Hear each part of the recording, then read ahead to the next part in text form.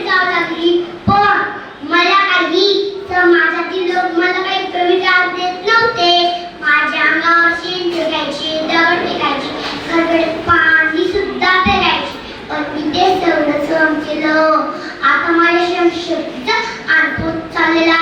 तेवढंच एक व्यक्ती माझ्या समोर आला आणि मला म्हणाला, सावित्री, तू जर शिक्षणाचं पूल बंद केलं नाहीस ना तर तुझ्या आबरूचे डोळे.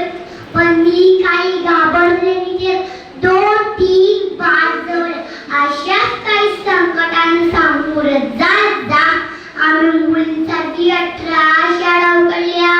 म्हणून मी तुम्हाला सांगूची देगी, मुलींना शिकवा, मुलींना जन्माला घाला.